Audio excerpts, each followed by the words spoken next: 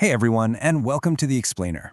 Today we are diving into a truly staggering story of faith, history, and community resilience. We're exploring the absolute phenomenon that is Mumbai's Lalbaugcha Raja. The sheer scale and the history behind this 9-decade-old tradition are honestly just mind-blowing. So let's jump right in and uncover how this whole thing started. 20. I want you to just hold that number in your head for a second, because it represents something pretty wild. 20 is the number of hours it takes for the Lalbaugcha Raja to complete its final immersion procession, which is known as the Visarjan. And that actually brings us to the core mystery we're going to unravel today. I mean, how on earth does a mere 8-kilometer journey take 20 hours to complete? If you were walking that, it would take you what, maybe an hour and a half? Tops. But for the king of Lalbagh, it is an epic overnight voyage. To understand why this journey is so deliberately slow and spectacular, we really have to travel back in time and look at where it all began. All right, Section 1, The Vow of 1934, A Market and a Promise. You know, it's absolutely fascinating how a micro-event birthed such a macro phenomenon.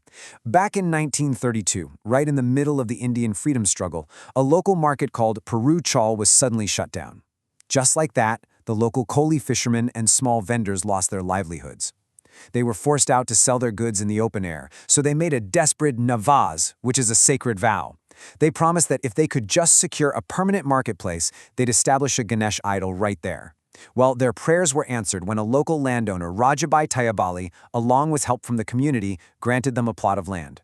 True to their word, on September 12, 1934, the very first idol was established. Because the idol was born out of that fulfilled promise, it earned a pretty legendary title. It became known as Navsacha Ganpati, the Ganpati who fulfills vows.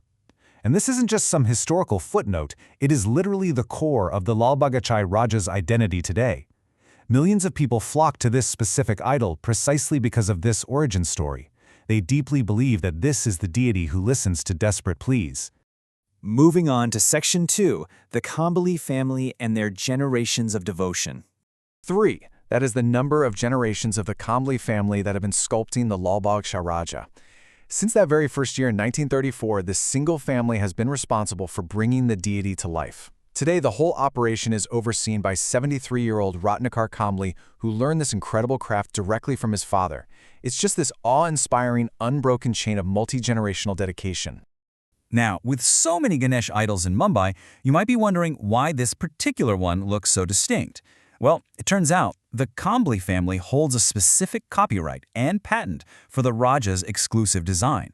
The idol has this trademark look. It's often up to 20 feet tall, has a signature slight tilt, and this really warm, recognizable smile. Plus, it's never bought from an outside workshop. Actually, scratch that. It couldn't be, because it's meticulously crafted directly on site at the pandal where it's going to be displayed. Okay, Section 3, 92 years of themes, reflecting history. One of the coolest parts is that the themes change every single year to neutrally reflect what the nation is experiencing. It's like a giant artistic time capsule. It started traditionally in 1934 with 4 arms standing on a lotus, but jumped to 1948 right after India's independence in tragedy, and the theme was a really poignant tribute to Mahatma Gandhi. In 1978, during a time of heavy political shifts, the backdrop depicted Indira Gandhi and other political figures. Fast forward to 2019, and the entire pandal was transformed into outer space. It celebrated India's Chandrayaan-2 lunar mission, complete with astronauts and satellites. The sheer variety over the years is breathtaking. You have Lord Shiva in 1957, but then a fascinating blend of modern politics and mythology in 1964, showing Prime Ministers Nehru and Shastri right on the Mahabharata battlefield. Other years featured Saint Mirabai in 1971 and Lord Parashurama in 1981. Sadly, this incredible 86-year streak did break in 2020. That marked the very first time the massive idol wasn't established, obviously due to the COVID-19 pandemic. But instead, they held a massive blood donation drive. It just really highlights how deeply the festival adapts to the realities of the times. That takes us to Section 4, the King of Vows and Unmatched Devotion. To really understand this intense dedication, just picture the 2 distinct lines you face when you visit. The first is Mukhdarshan, which basically just means viewing the idol's face from a distance. To do this, you're waiting in line for 6 to 7 hours. But if you made a vow and you want charan sparsh, meaning you physically want to touch the idol's feet, you have to endure the Navsachi line. And guys, that requires an exhausting, mind-boggling wait of 25 to 40 hours. People are literally camping in line for well over a day just for a brief, fleeting moment of blessing. And you know that immense faith translates into massive offerings. Last year alone, the donations at the Lalbaugcha Raja Pandal hit 90 million, or 9 crore rupees. That is a staggering amount of wealth generated in just 10 days of the festival. But here's the best part, the real so what of all this. The organizing Mandal actually utilizes this enormous wealth for some heavy-duty charity work.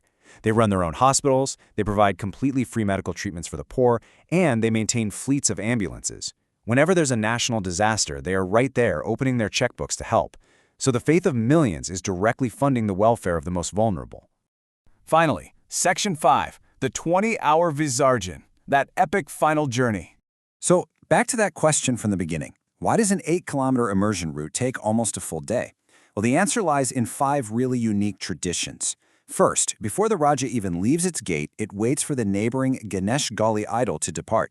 It's a sign of respect dating all the way back to 1934. Second, once he is out, he spends 3 to 4 hours just touring his own local neighborhood.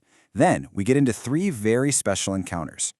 Step 3 is honestly just beautiful. As the massive procession inches forward, it is warmly welcomed by Mumbai's Muslim community. When it passes the Hindustani mosque nearby Kula, sweets are distributed to the devotees. And when the idol reaches the Muslim-majority Dotaki area, the community offers royal sherbet to the exhausted crowds. It's this incredibly powerful moment of interfaith unity, right in the middle of a bustling metropolis. Then we get to step 4, and this is where it gets highly dramatic. As the slow-moving procession reaches the Mumbai Fire Brigade headquarters, an absolutely respectful salute takes place. Every single fire engine turns on its sirens and flashes its emergency lights. And those wailing sirens and lights? They continue non-stop until the king has fully passed by the headquarters. It is a literal hair-raising, deeply emotional tribute from the city's first responders. Finally, step 5. It's around 6 a.m. the next day, and after 20 hours of inching through millions of people, the idol finally reaches the sands of Gurgaon Chupati. And right here, the narrative comes full circle in the best way. The Koli fisherman community, yes, the exact same community that made that desperate vow in a closed market back in 1934, they mount their boats with colorful flags, they give a grand salute, and they are the ones who take the idol out into the deep, quiet waters of the Arabian Sea for its final farewell. Which really leaves us with this final thought, doesn't it? We've traced this story from just a handful of desperate vendors making a vow in 1934 to a massive event that generates millions for charity, literally halts a megacity, and unites people across completely different faiths during a 20-hour procession. So, what does the Lalbaugcha Raja reveal to us about the immense power of shared belief? How does a single symbol manage to hold the collective hopes, dreams, and history of millions of people for nearly a century? Think on that for a bit. Thank you so much for joining me on this explainer, and keep exploring.